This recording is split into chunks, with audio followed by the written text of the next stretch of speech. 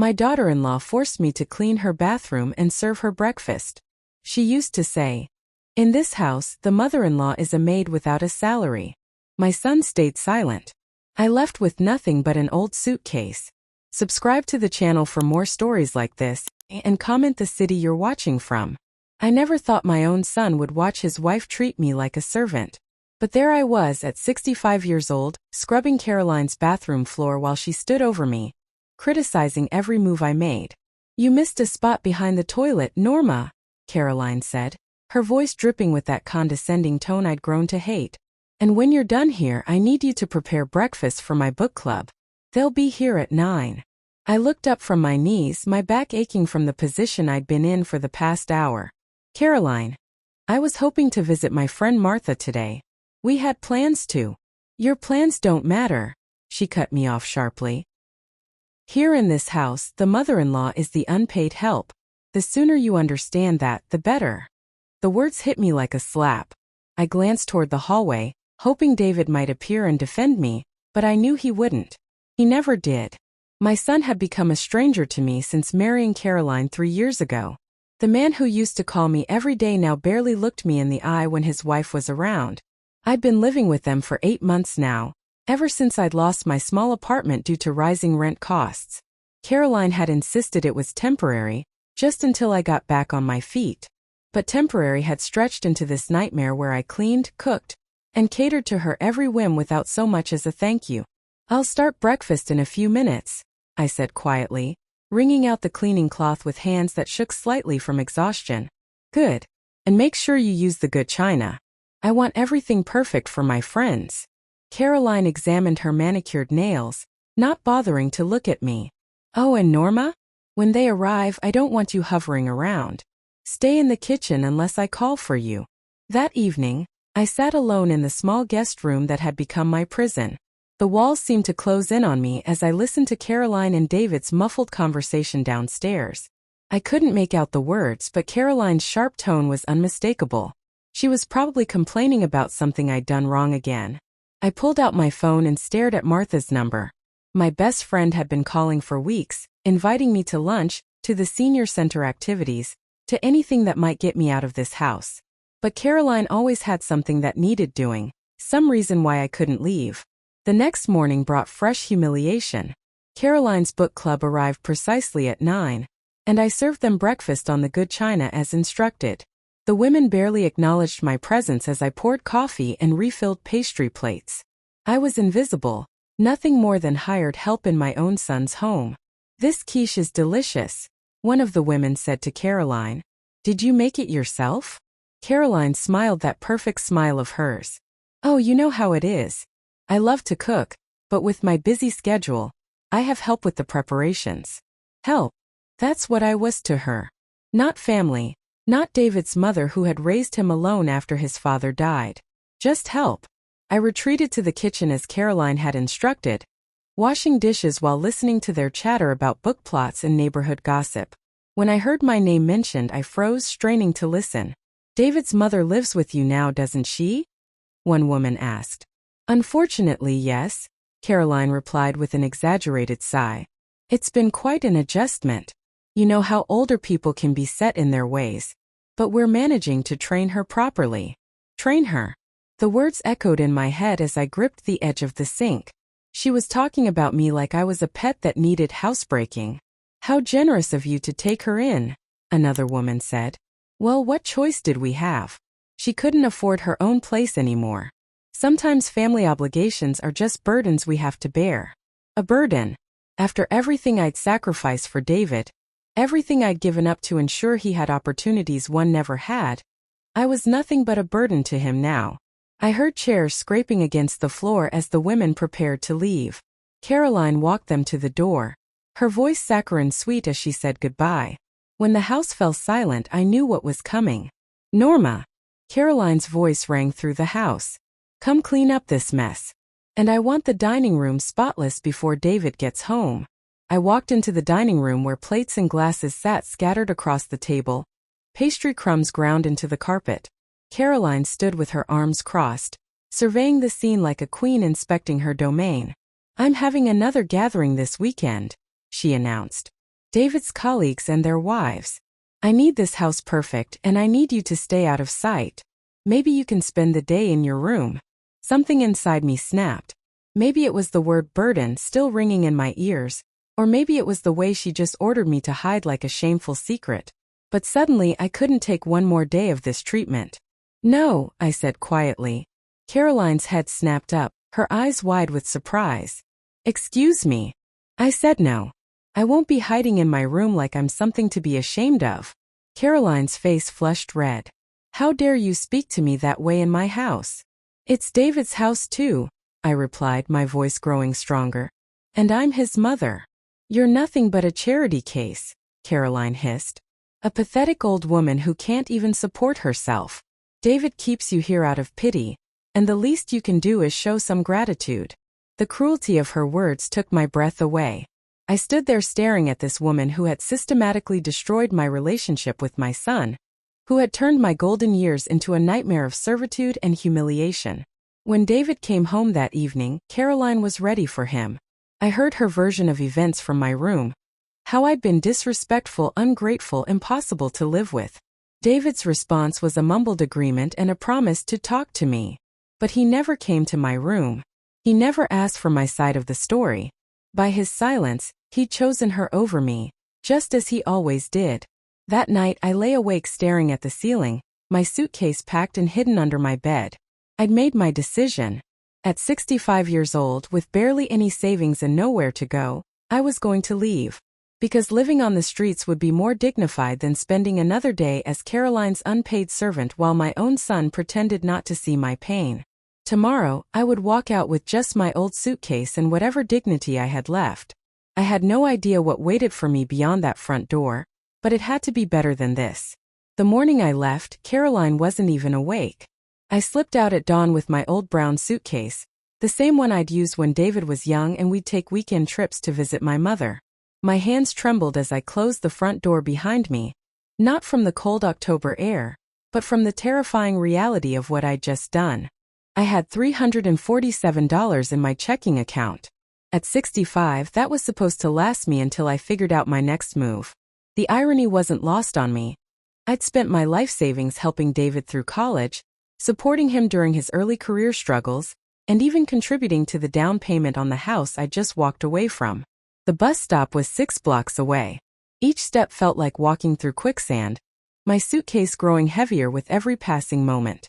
I kept expecting to hear David's voice calling after me, telling me to come back, that we could work things out.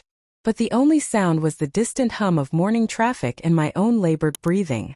At the downtown station, I bought a one-way ticket to Millbrook, a smaller town about 40 miles away where the cost of living might stretch my meager funds a little further. The bus was nearly empty, just me, a young mother with a sleeping baby, and an elderly man reading a newspaper with shaking hands. I stared out the window as familiar landmarks disappeared behind me. The park where I'd taught David to ride his bike. The diner where we'd celebrated his high school graduation. The library where I'd helped him with countless homework assignments. Each memory felt like a small death. A piece of my life I was leaving behind forever. The woman at the Millbrook boarding house looked at me with a mixture of sympathy and suspicion when I asked about their weekly rates. Mrs. Henderson was probably in her 70s, with steel gray hair pulled back in a severe bun and eyes that seemed to see straight through any pretense. $60 a week, she said, sizing me up. Breakfast included. Shared bathroom down the hall. No visitors after 9 p.m., no alcohol, and rent is due every Monday morning. I counted out the bills with trembling fingers, watching my safety net shrink to less than $300. The room was small and sparse. A single bed with faded floral bedding, a wooden dresser with a cracked mirror, and a window that looked out onto the parking lot of a used car dealership. But it was mine. For the first time in 8 months, I could close a door and know that no one would barge in demanding I clean something or cook something or disappear entirely. That first week was the loneliest of my life. I'd applied for every job I could find that would hire someone my age: grocery store clerk, library assistant, house cleaner. The rejections came quickly and politely. We'll keep your resume on file. We've decided to go with someone else. The position has been filled. By Friday, desperation was setting in. I was down to my last $100, and Mrs. Henderson had made it clear that rent was non-negotiable. I'd called Martha twice, but couldn't bring myself to explain my situation. How do you tell your best friend that your own son watched his wife destroy your dignity piece by piece? Then I saw the small help wanted sign in the window of Henderson's Antiques and Collectibles. The shop was 3 blocks from my boarding house, wedged between a dry cleaner and a used bookstore. The items in the window looked tired and forgotten: a tarnished silver tea set, some faded photographs in ornate frames, a collection of Depression-era glassware that reminded me of my grandmother's dishes. The bell above the door chimed as I entered, and an older man looked up from behind the counter. He was probably my age, with kind eyes behind wire-rimmed glasses and hands stained with what looked like wood polish. "Can I help you?" he asked. "I saw your sign," I said, my voice barely above a whisper, "about needing help." He studied me for a moment. "Frank Henderson," he said, extending a calloused hand. "And you are?" "Norma Wells." His handshake was firm and warm, the first genuine human contact I'd had since leaving David's house. "Any experience with antiques?" I almost said no, but then I remembered the hours I'd spent as a child in my mother's cluttered living room, listening to her explain the history of every piece she'd collected. "My mother was a collector," I said slowly. "She taught me about different periods, how to spot reproductions, how to care for different materials." Frank's eyebrows rose slightly. "Show me." He led me to a glass cabinet filled with various pieces. I bent down to examine a small porcelain figurine, my mother's voice echoing in my memory as I pointed out the maker's mark on the bottom. "Hummel," I said. 1940s, I'd guess. The glaze has that wartime quality. They had to use different materials during the war years.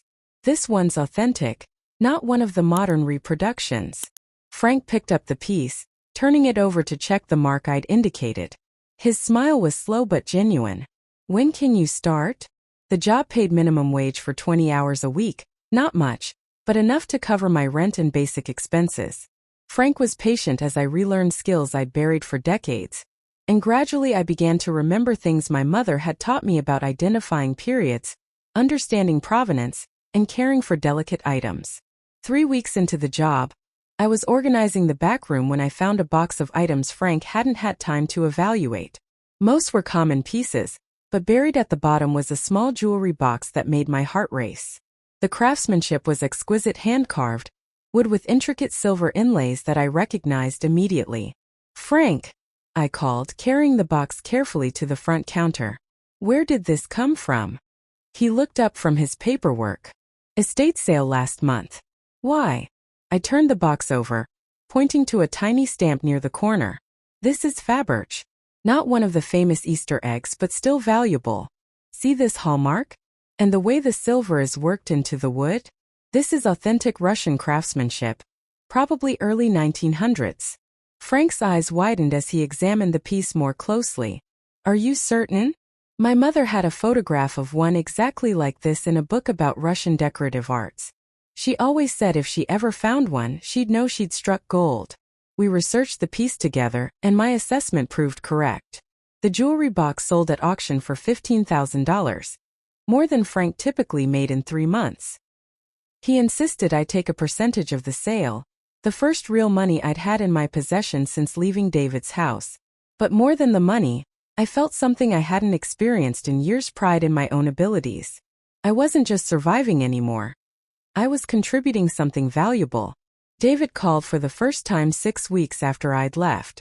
I stared at his name on my phone screen, my heart pounding as I debated whether to answer. When I finally did, his voice sounded strained and tired. "Mom, where are you? Caroline said you just disappeared." I almost laughed at that. Disappeared. As if I'd vanished into thin air rather than walked out the front door with my belongings. "I'm fine, David," I said quietly. "That's not what I asked. Caroline thinks you're trying to make some kind of point, and frankly it's getting ridiculous. When are you coming home?" "Home?" The word felt foreign on his lips. "I am home," I replied. There was a long pause. "Mom, whatever this is about, we can work it out.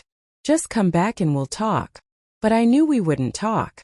Caroline would be there, controlling the conversation, making me the villain in whatever story she'd crafted. And David would sit silently, just as he always had. I have to go, I said, and hung up before he could respond.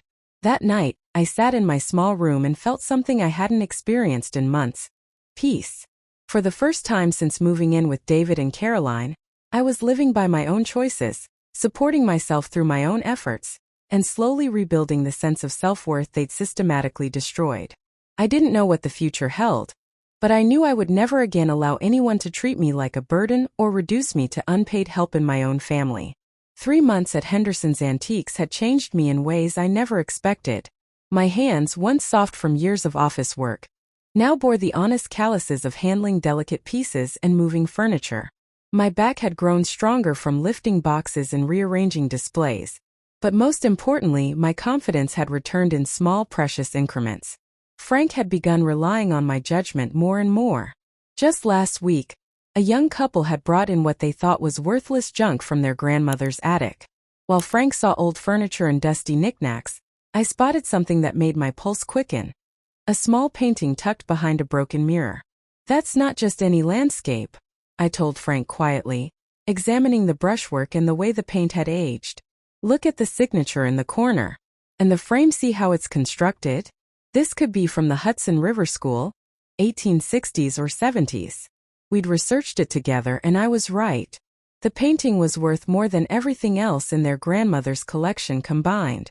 The couple wept when we told them. They'd been struggling financially and had nearly thrown the painting away. Word was starting to spread in Millbrook's small community. People began bringing items specifically to get my opinion, and Frank's business was thriving in ways it hadn't for years. He'd started talking about making me a partner rather than just an employee. Norma, he said one crisp November morning as I arranged a new display of Victorian jewelry, I've been thinking. You've brought more expertise to this place in 3 months than I've managed to accumulate in 20 years. I looked up from the delicate brooch I was positioning. Frank, you've been more than generous already. No, listen. He pulled up a chair beside me, his expression serious. I'm 73 years old. My son lives in California and has no interest in antiques. I've been worried about what happens to this place when I can't run it anymore. My hands stilled on the jewelry display. What are you saying? I'm saying I want to offer you a partnership. 25% ownership to start, with the option to buy me out gradually over the next few years. You've earned it, and more importantly, you understand this business in a way that can't be taught. The offer took my breath away. A partnership meant security, stability, and most importantly, respect for my knowledge and abilities. It meant I would never again have to depend on anyone else's charity, or tolerate being treated as less than I was worth. Frank, I don't know what to say. Say you'll think about it. Take your time. That afternoon, as I was cataloging a new shipment of estate pieces, my phone rang. David's name appeared on the screen for the second time since I'd left. This time I almost didn't answer, but something in me wanted to hear his voice. Mom.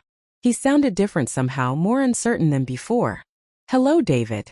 I've been trying to find you. Caroline said she thinks you might be somewhere in Millbrook.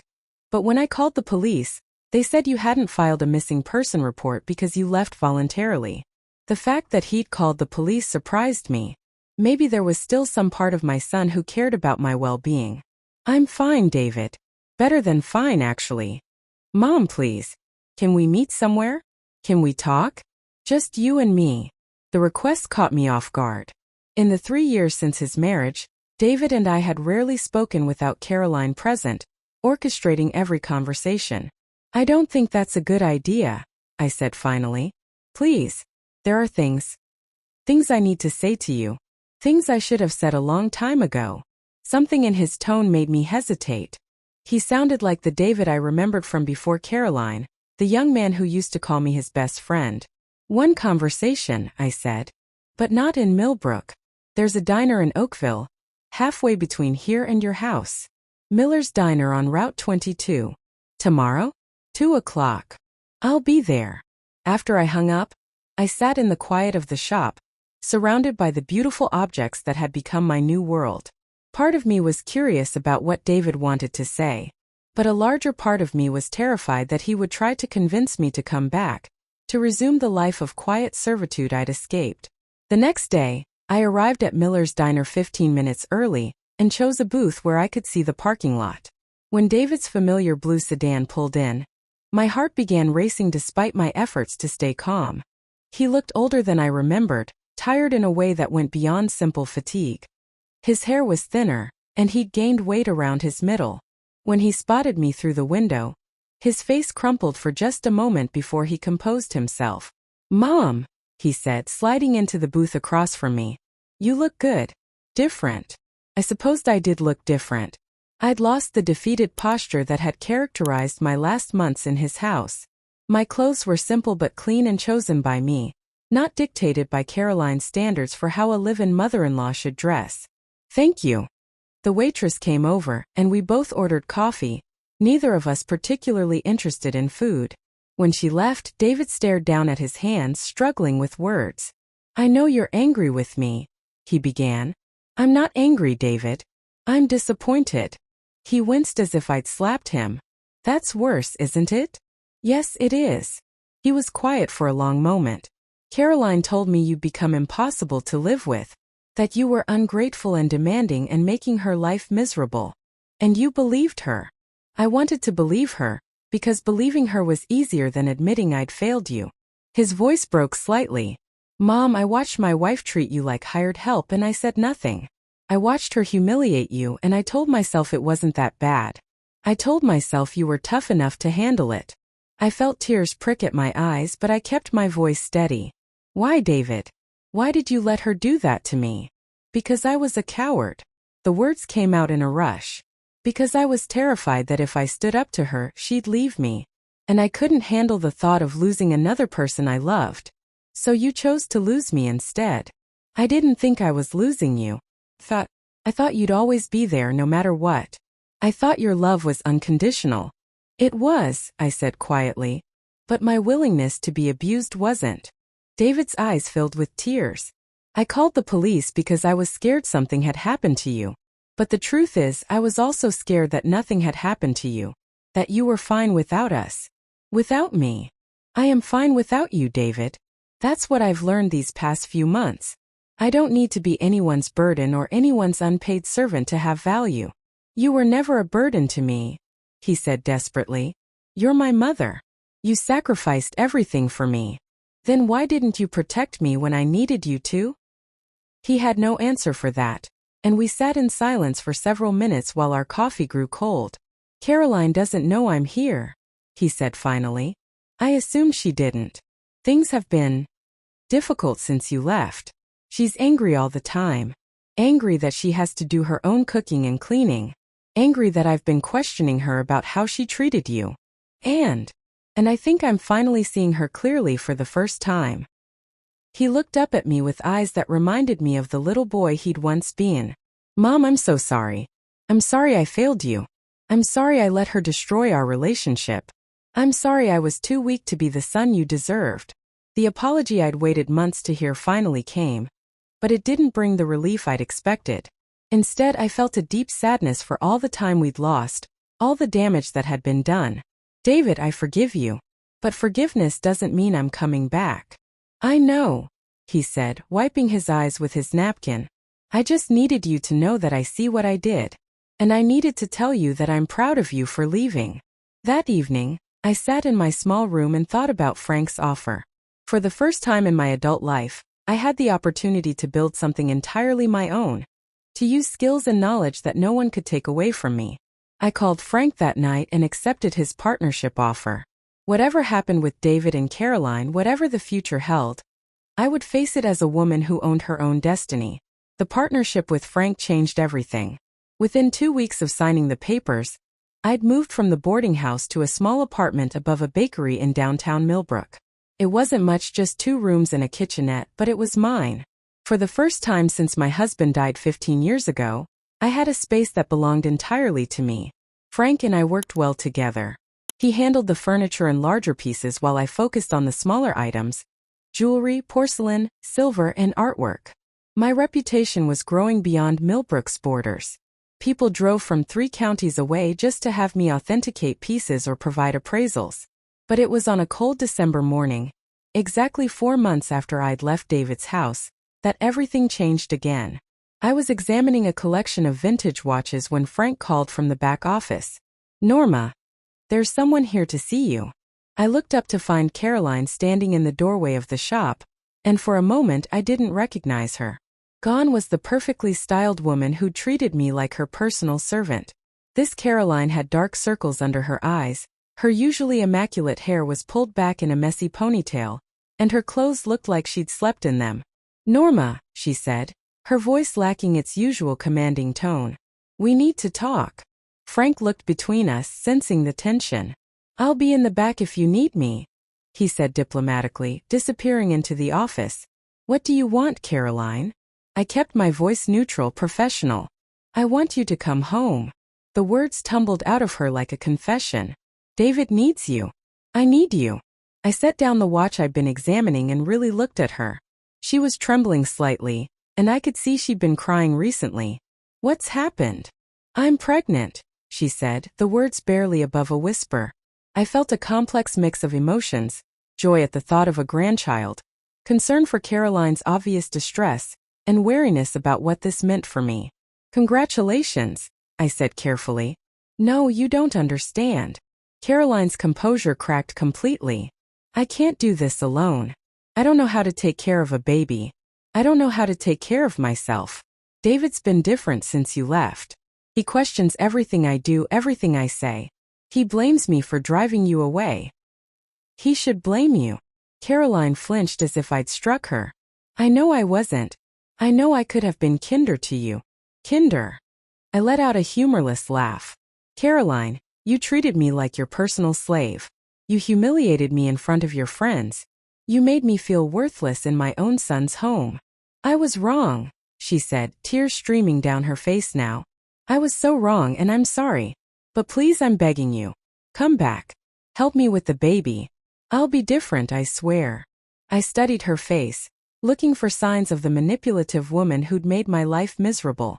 But all I saw was genuine fear and desperation. Why should I believe you'll be different? Because I have to be. Because David told me that if I can't learn to treat you with respect, he'll leave me. The admission seemed to physically pain her. And because I'm terrified I'll be a terrible mother if I don't have help. The irony wasn't lost on me. Caroline, who'd spent 3 years trying to erase me from David's life, was now begging for my help because she couldn't handle being a mother without support. I'm not coming back, Caroline. Please. I'm not coming back, I repeated firmly. I have a life here now. A business. A future I'm building for myself. Caroline's face crumpled. But what about the baby? What about your grandchild? Any relationship I have with my grandchild will be on my terms, not yours. She stared at me as if I were speaking a foreign language. You're really not coming back. No, I'm not. Caroline looked around the shop, taking in the beautiful antiques, the orderly displays, the obvious success of the business. This is what you chose over family? This is what I chose over being abused, I corrected. There's a difference. After Caroline left, I couldn't concentrate on work. Frank took one look at my face and suggested I take the rest of the day off. I walked through downtown Millbrook, trying to process the conversation and my own complicated feelings about it. Part of me wanted to help Caroline not because I forgave her, but because I genuinely worried about her ability to care for a child. Another part of me was curious about David's apparent transformation, his willingness to finally stand up to his wife. But the largest part of me was terrified of giving up the independence and self-respect I'd fought so hard to rebuild. That evening David called. Mom, Caroline told me she came to see you today. She did. I want you to know I didn't ask her to do that. I told her you'd made your choice and we needed to respect it. And what did she say to that? David sighed heavily. She's struggling, Mom. The pregnancy has been difficult, and she's realizing she doesn't know how to do any of the things you used to do for us. Cooking, managing the household, even basic things like grocery shopping efficiently. She could learn. She could, but she's also scared. And I think seeing you succeed without us has shaken something loose in her. What do you mean? She always believed that you needed us more than we needed you. That you were dependent on our charity.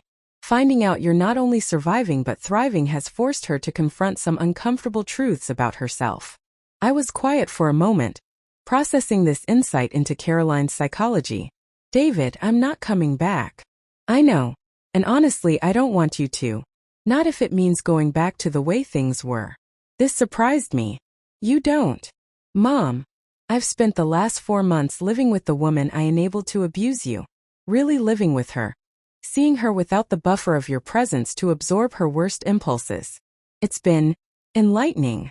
In what way? She's selfish in ways I never fully grasped. She expects everyone around her to anticipate her needs and cater to them without being asked. She has no empathy for anyone's struggles but her own. And when she doesn't get what she wants, she becomes unpleasant. I thought about the frightened woman who'd stood in my shop that morning, begging for help she'd never needed to ask for before. But she's pregnant with your child. Yes, she is. And I love our unborn baby already. But I won't sacrifice our relationship again to keep Caroline comfortable. What does that mean? It means I've told her that any contact with you has to be respectful. That if she wants you in our child's life, she needs to earn that privilege through her actions, not her demands. The conversation left me feeling unsettled. I was proud of David for finally finding his backbone, but I was also realistic about Caroline's capacity for change. People like her didn't transform overnight, especially not under the stress of pregnancy and new motherhood. Over the next few weeks, Caroline called twice more. Each conversation was shorter than the last, her pleas becoming more desperate as her due date approached.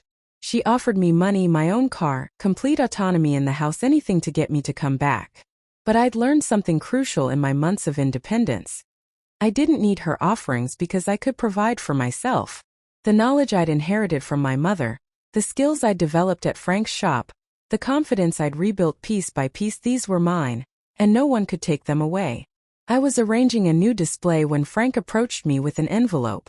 "This came in today's mail," he said, handing me an official-looking letter. I opened it carefully, my hands trembling slightly as I read the contents. It was from a law firm in the state capital, informing me that I'd been named as a beneficiary in the estate of my great-aunt Margaret Wells, my grandmother's sister. I read the letter 3 times before the words fully sank in. Aunt Margaret, whom I'd met only a handful of times as a child, had died at age 98 and left me her entire estate. The letter requested my presence at the reading of the will the following week. "Good news?" Frank asked, noticing my stunned expression. "I'm not sure," I said honestly. "But it might be." As I locked up the shop that evening, I couldn't help but think about the timing. Just as Caroline was becoming desperate for my return, just as David was finally learning to see his wife clearly, an unexpected door was opening in my life. I had no idea what Aunt Margaret's estate might contain, but I had a feeling it was about to change everything once again. The law office of Hartwell, Brady and Associates occupied the entire 3rd floor of a stately brick building in the state capitol. As I sat in the mahogany-paneled waiting room, I tried to remember what I knew about Aunt Margaret. She'd been my grandmother's younger sister, a woman who'd never married and had lived alone in what family whispers described as a grand old house, about 2 hours from where I grew up. I remembered meeting her perhaps 4 or 5 times as a child. She'd been elegant in a way that intimidated my young self, tall and thin with silver hair always perfectly arranged, wearing clothes that seemed expensive even to my untrained eye. My mother had always spoken of her with a mixture of respect and distance, as if Aunt Margaret existed in a world far removed from our own modest circumstances. "Mrs. Wells." A young man in a crisp suit appeared at my elbow. "Mr. Hartwell will see you now." The senior partner's office was impressive, floor-to-ceiling bookshelves, Persian rugs, and windows overlooking the city. Mr. Hartwell himself was perhaps 60, with kind eyes behind wire-rimmed glasses that reminded me of Frank. "Mrs. Wells, please have a seat." He gestured to a leather chair across from his massive desk. "First, let me express my condolences on the loss of your great-aunt. Margaret was quite a remarkable woman." "Thank you, though I must admit I didn't know her well." "She spoke of you, though, particularly in her later years." He opened a thick file folder. "Margaret followed your life more closely than you might realize. She knew about your husband's death, your son's marriage, and your recent changes in living situation." This surprised me. How could she possibly know all that? "Margaret was a very thorough woman. She employed a private investigator to keep track of family members she cared about, but couldn't see regularly.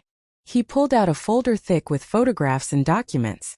She particularly admired your strength in difficult circumstances. Mr. Hartwell opened what appeared to be a formal will, several pages thick with legal language. Margaret's estate is substantial. The main asset is her home and the surrounding 23 acres in Willowbrook. But there are also significant financial assets and a rather impressive collection of antiques and art. My hands grew cold. Mr. Hartwell, I think there might be some mistake. I barely knew Aunt Margaret. There's no mistake. You were her only living relative that she felt embodied the values she held dear: independence, resilience, and integrity. He looked at me over his glasses. She was quite specific in her instructions. Everything goes to you with one condition. What condition? That you live in the house for at least 1 full year before making any decisions about selling it. She believed you needed time to heal, and she wanted to give you that gift. I sat in stunned silence as Mr. Hartwell continued reading from the will. The monetary inheritance alone was more than I'd ever imagined, having enough to ensure I never had to worry about money again. But it was the house that captured my imagination as he described it.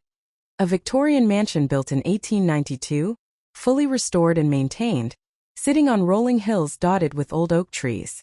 There's also this, he said, handing me a sealed envelope with my name written in elegant script. Margaret insisted you read this privately.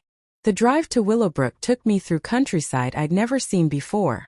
Rolling hills gave way to horse farms and small communities that looked like they'd been frozen in time. When I finally turned onto the private road that led to Aunt Margaret's house, my breath caught in my throat. The mansion sat atop a gentle hill like something from a fairy tale. 3 stories of pristine Victorian architecture, complete with turrets, wraparound porches, and intricate gingerbread trim painted in soft blues and whites. The gardens were immaculate, clearly maintained by professional landscapers. Inside, the house was even more impressive. Every room was furnished with period pieces that my trained eye immediately recognized as museum-quality antiques. The kitchen had been modernized but maintained its vintage charm. The library contained thousands of books, and the morning room overlooked gardens that seemed to stretch endlessly. That evening, I sat in what had been Margaret's study and opened her letter with trembling hands. My dear Norma, it began in the same elegant script I'd seen on the envelope. If you're reading this, then my long life has finally come to an end, and you've inherited both my home and my worldly possessions. I hope this gift finds you at a time when you need it most. I have watched your life from afar with great admiration.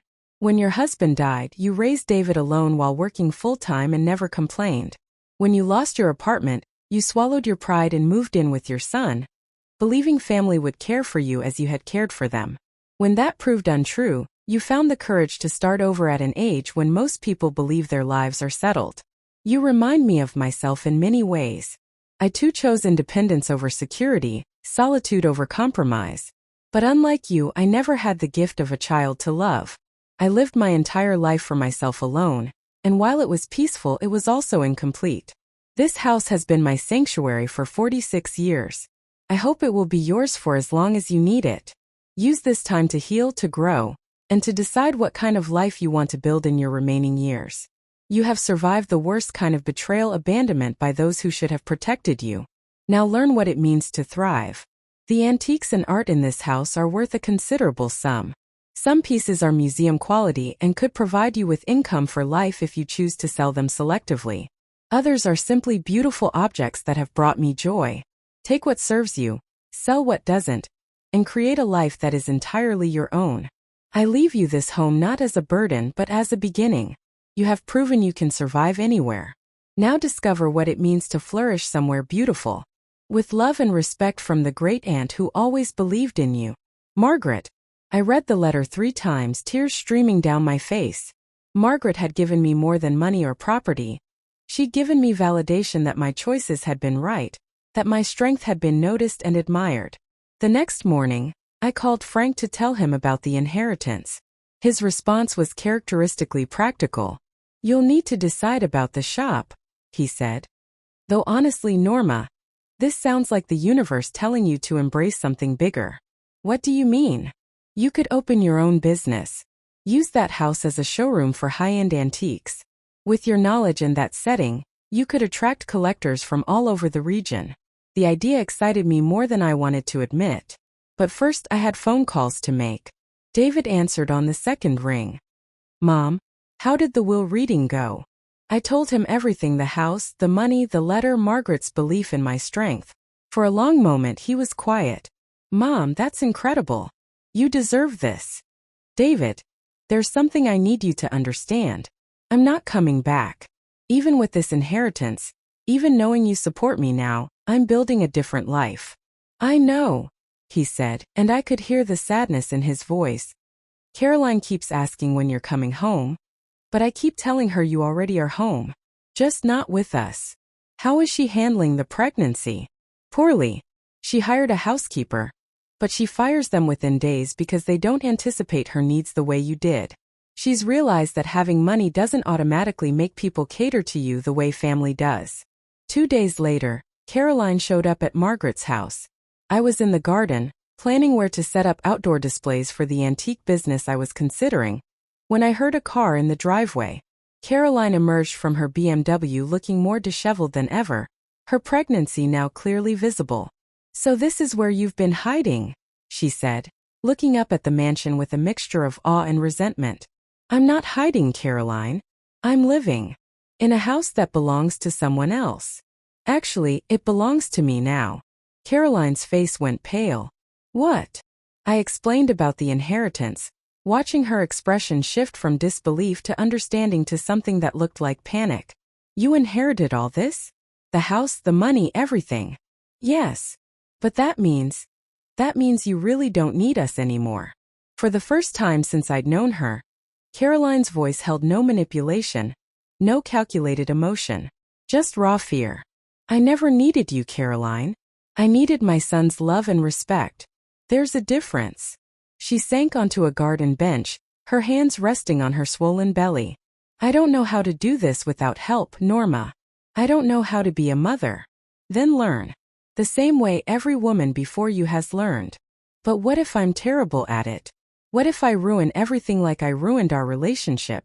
I looked at this woman who had made my life miserable for 3 years, who had treated me like a servant and made me feel worthless in my own family. And for the first time I felt something resembling pity for her. Caroline, being a good mother isn't about being perfect. It's about putting your child's needs before your own. It's about protecting them, even when it's difficult or inconvenient. It's about love that doesn't come with conditions. Will you teach me? The question hung in the air between us. And suddenly I realized I held all the power in this relationship. Caroline needed me, but I didn't need her. The difference was everything. 1 year later, I stood in the conservatory of what was now definitively my home, watching the morning sun stream through the tall windows onto carefully arranged displays of antique jewelry and delicate porcelain. Wells Estate Antiques had exceeded every expectation I dared to have. Collectors drove from 5 states away to see my curated selections, and I developed a reputation for finding extraordinary pieces that other dealers missed. The house itself had become part of the draw.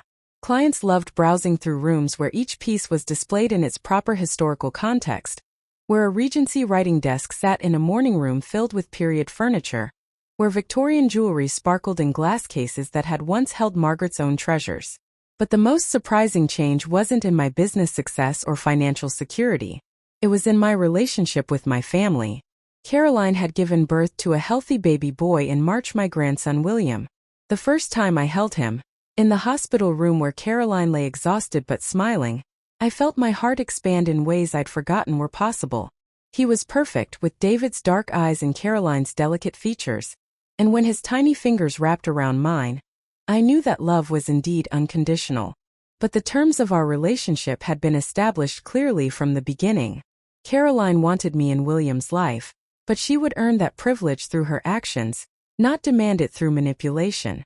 I've been thinking about what you said, Caroline had told me during one of my weekly visits to see William, about love not coming with conditions.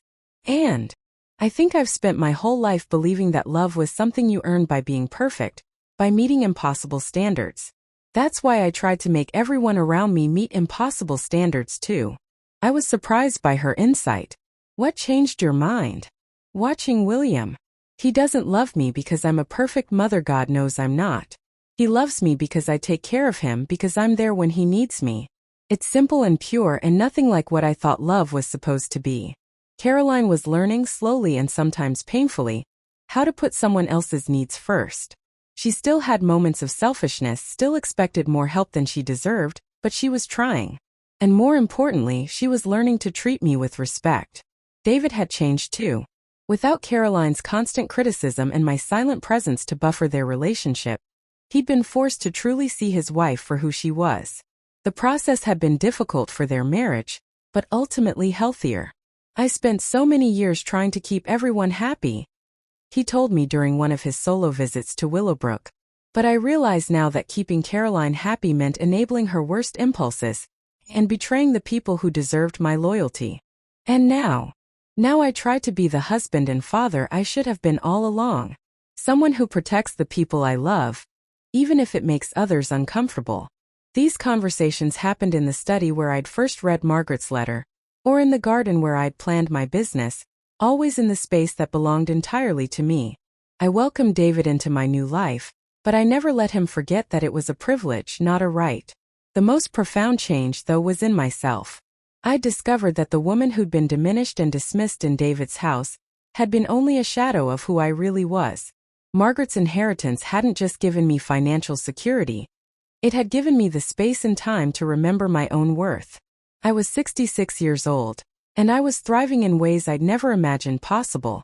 My business was successful, my home was beautiful, and my relationships existed on my terms.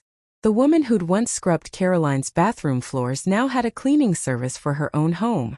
The woman who'd been called an unpaid servant now employed 3 part-time staff members for her antique business. But perhaps the sweetest victory was the simplest one. I was finally living for myself.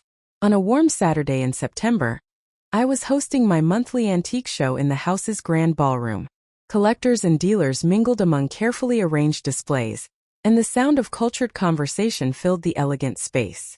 I was discussing a particularly fine piece of Limoges porcelain with a collector from Philadelphia, when I noticed a familiar figure near the entrance. Caroline stood uncertainly in the doorway, William sleeping in his carrier, looking around at the sophisticated gathering with something approaching awe. She'd never seen this side of my life, the professional success, the respect I commanded in my field, the beautiful home that was indisputably mine. I excused myself from my conversation and walked over to her. Caroline, I wasn't expecting you. I'm sorry to interrupt. I wanted to see this for myself. She gestured around the ballroom, where expensively dressed people examined museum-quality pieces. David told me about your business, but I didn't really understand. Understand what? That you didn't just survive without us. You became something extraordinary. I looked at this woman who'd once called me a burden, who'd treated me like hired help, who'd made me feel worthless in my own family. She was looking at me now with something I'd never seen in her eyes before. Genuine respect. Would you like to stay for the show? I asked. William seems comfortable, and there's a quiet room upstairs if he needs to eat. Caroline nodded gratefully. I'd like that very much. I introduced her to several collectors as my daughter-in-law Caroline and my grandson William. No explanations of our complicated history, no acknowledgement of the pain that had passed between us. Just a simple acceptance of the present moment and the relationship we were slowly building. Later that evening, after the last guest had left and Caroline had driven home with William, I sat in Margaret's study with a cup of tea and reflected on the journey that had brought me to this moment. 18 months ago, I'd been a broken woman with nowhere to go and no sense of my own worth. I'd been convinced that my value lay only in what I could do for others, how much I could sacrifice, how silently I could endure mistreatment. Now I knew better. My value wasn't in my usefulness to others. It was in my knowledge, my strength, my ability to build something beautiful from nothing.